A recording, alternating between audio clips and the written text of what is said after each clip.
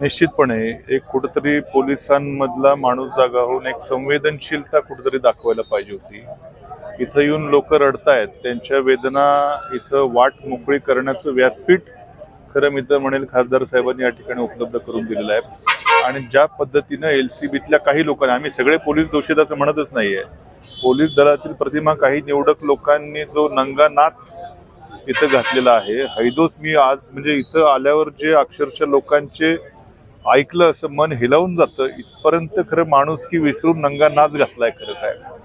आणि कुठेतरी अशा लोकांना तात्काळ शिक्षा करून पोलीस दलाने आपली प्रतिमा काहीतरी सुधारण्याचा त्यांना स्कोप आहे। पण जर अशा लोकांना तुम्ही पाठीशी घालत असाल, चौकशीच्या नावाखाली वेळ काढणार असाल, तर हे खरं या राज्यातल्या पोलीस यंत्रणेचं खरं अपयश आहे। आणि कुठेतरी संवेदनशीलता पोलीस प्रशासनाने असेल, राज्यकर्त्यांनी देखील दाखवून कठोर कारवाई अशा लोकांवर करून पोलीस दलाचं जे या महाराष्ट्र पोलिसांचं जे नाव आहे ते कुठेतरी बदनाम होण्यापासून वाचवलं पाहिजे। निश्चितपणे ना, आता एक संसदेतला खासदार या ठिकाणी आहेत, इथे एक आमदार देखील सपोर्टला आलेला आहे।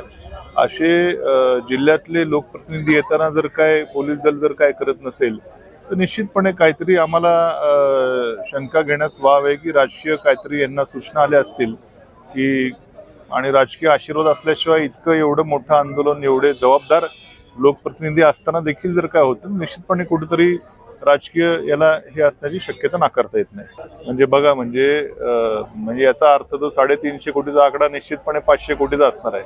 राष्ट्रवादी काँग्रेस शरद पवार पक्षाचे आम्ही शिलेदार, ते आम्ही मॅनेज होणाऱ्यातले नाही आहेत, हे आम्ही लढणारे त्या ठिकाणी पवार साहेबांचे शिलेदार आहोत, हेच त्यांनी दाखवून दिलेलं आहे। टोटल 272 कोटी रुपयाचं वर्षाला कलेक्शन, 372 कोटी, दिवसाला 1 कोटी। सगळ्या आपल्याकडं 2-3 दिवसात 2,500-3 हजार लोकांच्या तक्रारी आलेल्या आहेत। कुठली स्टेप आता बघा, तर सगळे बसलेले आहेत, पण आम्ही निर्णय घेतल्याशिवाय आम्ही उठणार नाही। आम्हाला निर्णय पाहिजे।